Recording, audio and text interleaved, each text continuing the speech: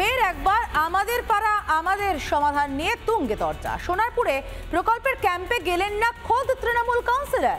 নিজের ওয়ার্ডে নিজের নিরাপত্তা নিয়ে সন্দিহান তিনি। আবার বাম কাউন্সিলরকে অগ্রাহ্য করেই কর্মসূচি চালানোর অভিযোগ।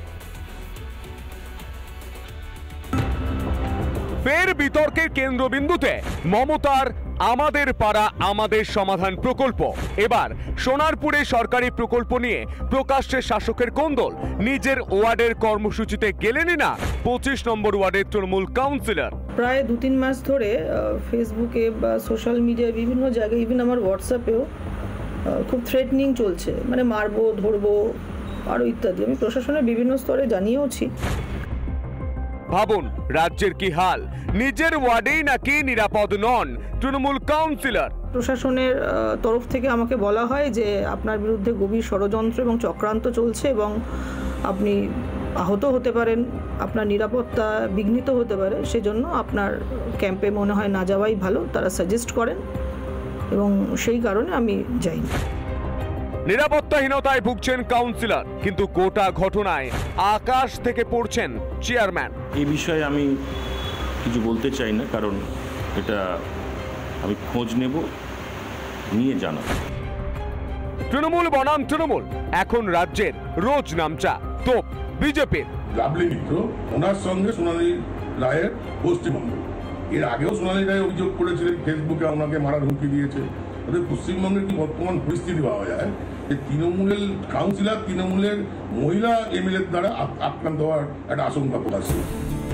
অন্যদিকে 16 নম্বর ওয়ার্ডের সিপিএম কাউন্সিলরকেও অপমানের অভিযোগ। ক্যাম্পে ডেকে তাকে উপেক্ষা করে কর্মসূচি চালানোর অভিযোগ তুললেন কাউন্সিলর। সরকারি নোডাল অফিসারকে কাঠগড়ায় তুললেন অর্চনা মিত্র।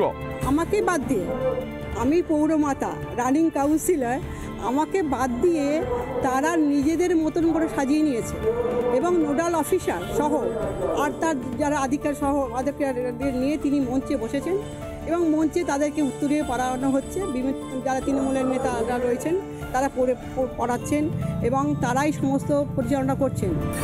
বাম কাউন্সিলরের অভিযোগকে গুরুত্ব দিতে নারাজ পুরো চেয়ারম্যান। না 16 নম্বর ওয়ার্ডের কাউন্সিলর তো ক্যাম্পে প্রেজেন্ট ছিলেন। আমি তো তার কাছে, আমাদের তো পুরো ক্যাম্পের ভিডিওগ্রাফি আছে। উনি ক্যাম্প প্রেমিসেসের মধ্যে ছিলেন, পাবলিকের সঙ্গে কথা বলেছেন। উনি যে এসেছেন সেটারও আমি অ্যানাউন্সমেন্ট শুনেছি যে পৌরমাতা ওইখানে আছেন। গণতন্ত্র মানে না তৃণমূল, কটাক্ষ বিজেপির। এটা হলো তৃণমূলের কালচার, তৃণমূলের চরিত্র, যে বিরোধীদের কোনো জায়গা দেবো না। এটা পশ্চিমবঙ্গকে বিপদের দিকে ফেলেছে। কারণ সুস্থ গণতন্ত্রে বিরোধীদের রোল অনেক, বিরোধী না থাকলে গণতন্ত্র থাকে না, তাই পশ্চিমবঙ্গে গণতন্ত্র নেই।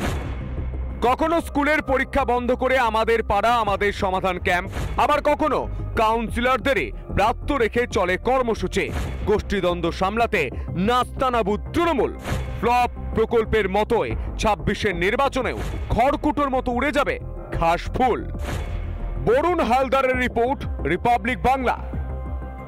নানা ধরনের কন্টেন্ট দেখার জন্য লাইক করুন, শেয়ার করুন আমাদের ফেসবুক পেজ, সাবস্ক্রাইব করুন আমাদের ইউটিউব চ্যানেল। পাশাপাশি অন্যান্য ব্রেকিং নিউজের জন্য অবশ্যই চোখ রাখুন রিপাবলিক বাংলায়।